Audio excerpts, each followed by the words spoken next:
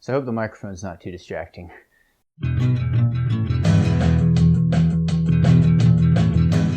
Hi there, Coach Sage Canaday of SageRunning.com here. Oh wait, we need to do the U.S. legal disclaimer. This advice is not meant to prevent, cure, or treat any disease. Consult your doctor before trying anything new. It's a legal thing we say in the U.S. so we don't get sued in legal action. But anyway, I'm not a medical professional. I'm not, I got a BS. I took some nutrition classes in college, took some chem, bio. I've looked at a lot of studies and nutrition scientific research, but I leave it to the experts for this analysis, and this is my blood test results. I got, full disclaimer too, I got support from athletebloodtest.com. It's a website company. Check them out. Use code SAGE10 for a discount. I worked with them.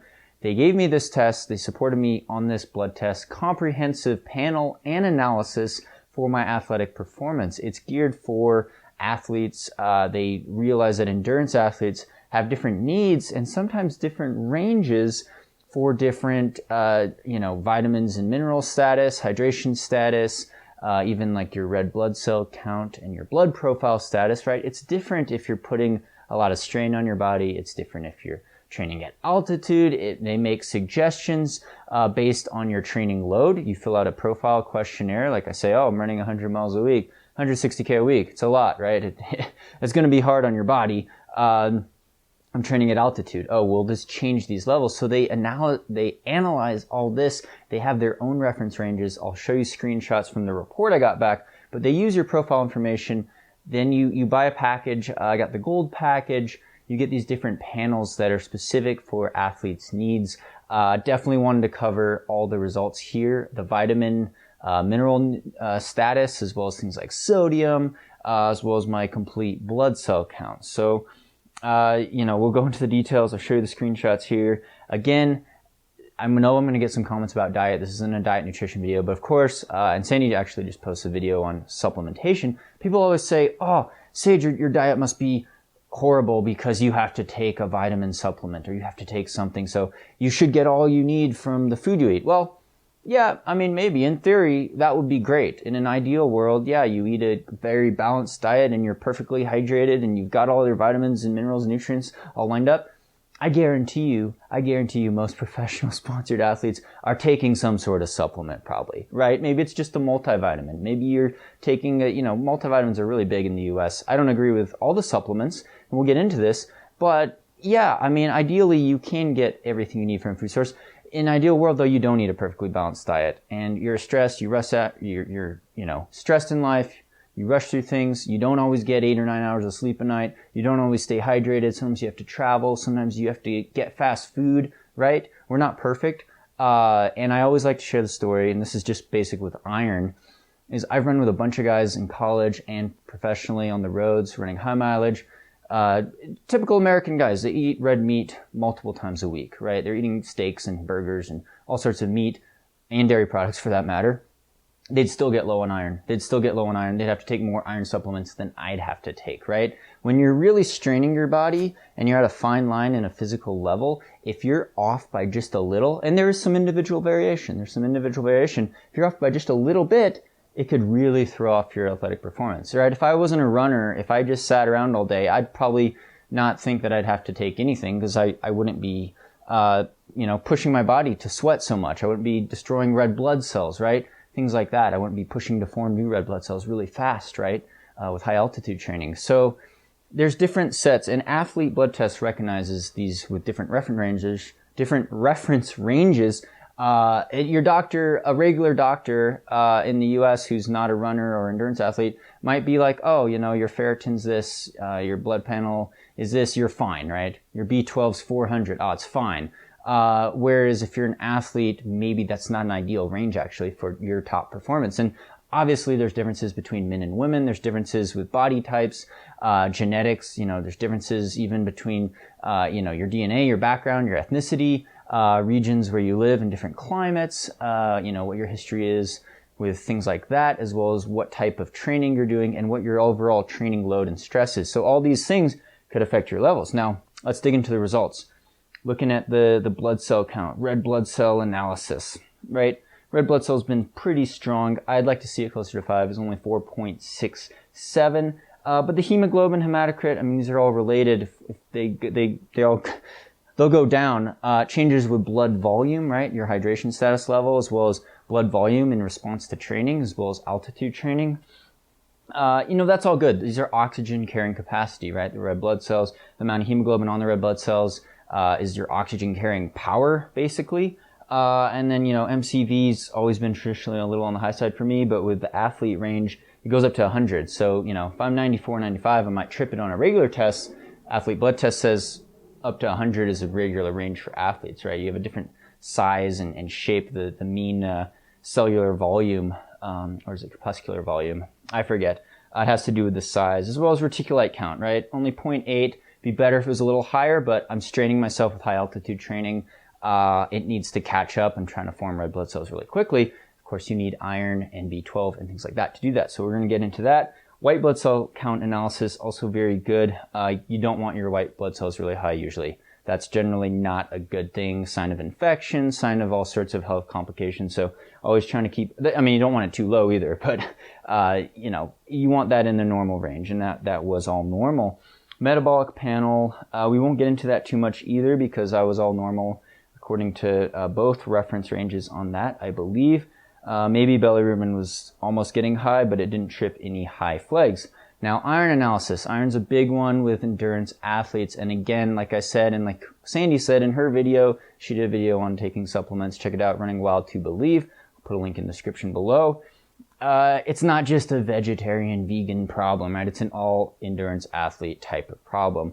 There's definitely different challenges for women endurance athletes versus men. But like I said, my buddies in college and at Hanson's Brooks, multiple teammates and friends who ate a bunch of red meat and a pretty healthy, balanced diet would still get low on iron. They'd have to take iron pills. And that being said, don't take anything without consulting a doctor first. If you take too much iron, it's very toxic for you. Probably causes cancer, right? A lot of oxidation going on, especially the difference. Some people build up heme iron to unnaturally high levels. You could have a genetic predisposition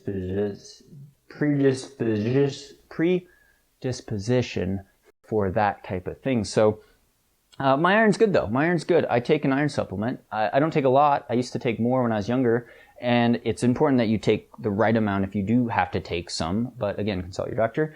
And the iron, it's not an all-end ferritin number, right? Ferritin, I believe, is a protein that indicates roughly maybe what your iron is. Mine's 74, as you see on the result. I know personally from my personal experience, your story may be different. If my ferritin is in the 40s or lower, I usually start running bad. For other people, it might be 20, right? I've heard of female athletes with single-digit ferritin numbers. It's, again, not the end-all because you also look at total iron stores. You see my iron stores, total iron stores are actually high, and Athlete Blood Test did an expert analysis on this, and they say I have high iron utilization, probably because I'm training really hard, high altitude, and that my body absorbs iron very well, but the rate of utilization is a little slower, right?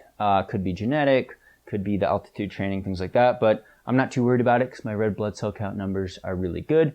I seem to respond actually pretty well to super high altitude training. I probably will get a boost in red blood cell count, but again, that formation usually takes about 20 days when you red blood cells. So definitely something to check: iron level, iron status, total iron stores. You can even look into other things with iron, but ferritin is a number people like to throw around a lot. And I realize these units might be different depending on what country you're in. This is an interesting one. Hydration status, they did all this. Serum creatine was good. People are worried about that with vegan athletes too for some reason. The micronutrient analysis was really eye-opening for me because I am always leery about vitamin B12. I think, this is an opinion, I believe most Americans are probably low on vitamin D, regardless of diet, regardless of athletic status. Actually, if you sit inside all day and don't get enough sun exposure, you could probably also be low in vitamin D. Because part of it's synthesized by sunlight, right? Sunlight on the skin. It's not just a diet thing. People are like, oh, you need to get vitamin D3 only from animals. Well, you could be out in the sun more. And if you're less tan, I'm pretty dark. I naturally have pretty dark skin, right? Maybe I don't absorb the sun as much. If you wear a ton of sunblock, you don't get that D3 synthesis as much from sunlight, but it also is tied to diet. So, take a supplement with vitamin D, and it did pop as being slightly low, which I was surprised. And I've monitored this before in the past. Again, things like dairy products and stuff, sometimes they're supplemented, fortified with vitamin D. Even orange juice is like fortified with calcium and things like this. The absorption rate's going to really vary depending on timing and what other compounds you eat it with, and some kind of cancel each other out, right? You don't want to take calcium and iron at the same time, really. Things like that.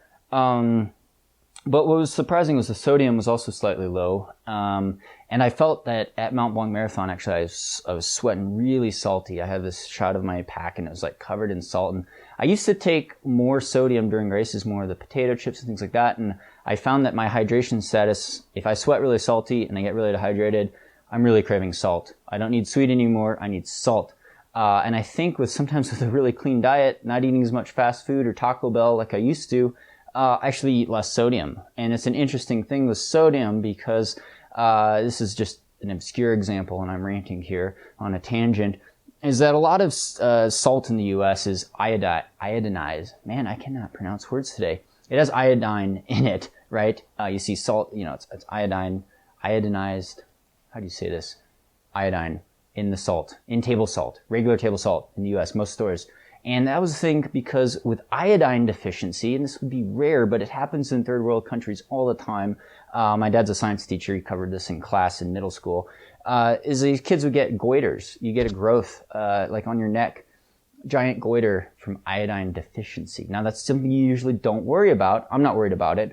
But because they put some iodine in table salt in the US, it's like never a problem really. But if you're having maybe pure pink Himalayan fancy rock salt that doesn't have any iodine in it, and you only use salt sparingly, and you're going on a super low sodium, and most Americans probably need to eat less sodium, but I eat a lot less sodium, I'm not getting in as much salt as I used to. And again, hydration status could change from a long run, one day, one workout, right? People are like, oh, I dropped 5 pounds. You dropped 5 pounds of liquid weight. You're probably really dehydrated, right? You don't lose 5 pounds of fat in one day, right? So anyway, I digress there. Sodium was a little low. I like my potato chips. I like salty stuff. Anyway, and staying hydrated, that's important with the hydration status. But again, I was hydrated going into this test. You don't want to be dehydrated going into a blood test. It's another good note. And, things like potassium were fine. Magnesium is something I also keep an eye on, especially because it's been really hot here in Colorado, right? 38 degrees centigrade, 100-degree days we've been having. Running out in the sun, losing a lot of sweat, losing a lot of minerals through sweat. Magnesium, again, a very key energy production type of mineral that's essential. These are all pretty essential. And, it is 1.8, so the ideal range for athletes is 1.9. Well, the normal range for normal people, according to this, is 1.6. So I would be in the normal range for a normal person, but for an athlete, according to athlete blood tests, and I agree with this totally, is that you want it to be closer to 1.9 as a lower limit. So magnesium supplementation, very key. Of course, you can get that from many vegetable sources. Sandy says eat more dark leafy greens, right? It's how we get our folate really high, dark leafy greens, right? But anyway, the B12 is an interesting one. The B12 is an interesting one because as a vegan, as plant-based vegan, that would be the one supplement for vegans I'd say always look into, always take. And again, it came from stream water back in the day. It comes from the soil. It's a bacterium thing. It doesn't come naturally from the animals. Yes, it festers in their gut, and that's how you would get it from animal sources. But again, B12's not this magical thing that's in cows or whatever people think. But you don't want to be low on B12. And, regardless of diet, I think a lot of people can be low on vitamin B12, and it's something you want to look into because it's really important for brain development, brain function, cognitive, function, energy production, and metabolism and function, right? It's a very essential thing, vitamin B12. Mine I've checked it over the years, and it's been kind of on the lower side, 450 to 500. Athlete blood test has their range lower cutoff at 520, right? So if I'm at 450 like I was 2 years ago before UTMB, that's probably not ideal. And that's when I kind of went off my B12 supplement for a while. Maybe you could get it all from diet. I don't know. I would check into B12 though. So I was taking a lot and I actually tripped pretty high on it, but it was because I was taking a lot now. And I know before it was closer to 500, even last month. So B12 status, very important. And, you know, B12 is water soluble, and they made a good recommendation here, not saying you don't want to take your vitamins too close together because they're fighting for absorption, basically, and you don't want things canceling each other out. So vitamin D, something like that, you know, fat soluble vitamin, you want to take with food that has some sort of fat in it, right? And then, you know, vitamin B12, water soluble, a little different, but you might not want to take it when you're drinking a bunch of coffee, right? Diuretic in coffee. Sometimes coffee will affect the absorption of different vitamins and minerals. Again, with iron, taking it with a source of vitamin C, natural vitamin C. Of course, Sandy covered in her video. Go check it out. Of course, we actually don't recommend taking vitamin C supplements. It's better to just get it straight up from fruit and vegetables, and to have that component of acidity to help absorb the iron. But again, individual variations will differ. And so, yeah, it was a great eye-opening. Oh, I guess we had a couple more things. Cortisol wasn't out of range. Testosterone's 589 on their range.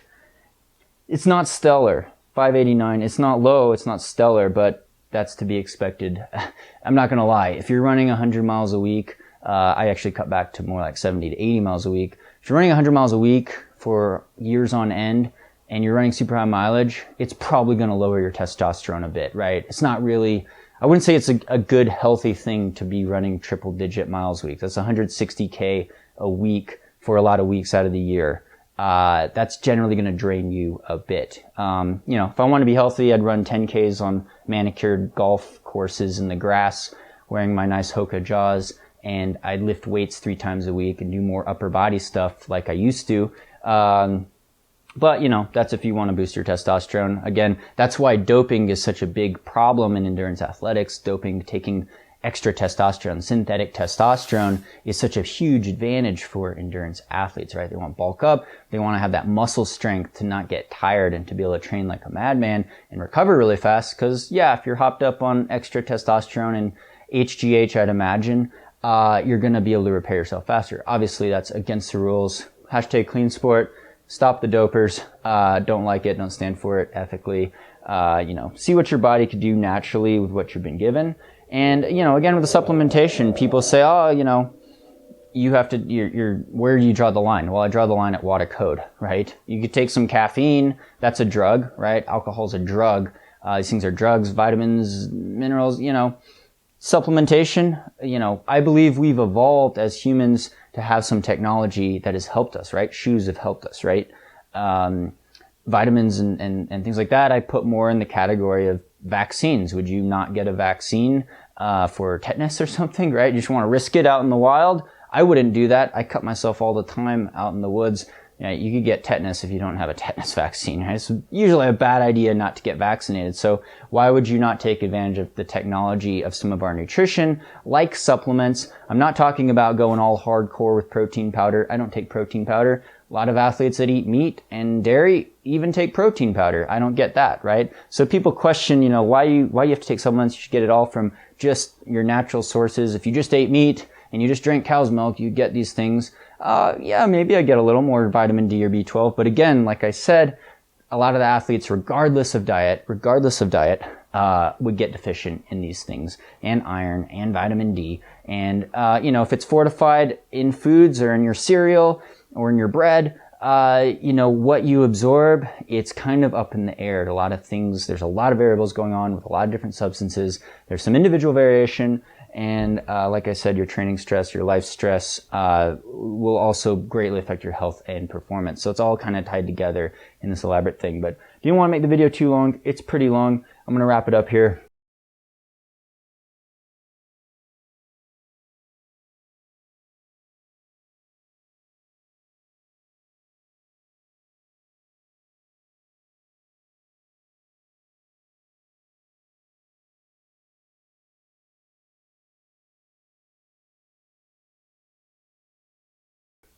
Thank you so much for all the Patreon supporters for really making this possible. Thank you for subscribing on here. All you viewers, thanks for the likes and the comments. I really appreciate it. I know I'm probably going to get some controversial comments, people that disagree with me on here. That's all right. We'll foster the discussion. Educational comments are good. Link to good scientific studies. Again, don't believe everything you see in these YouTube videos or on the internet.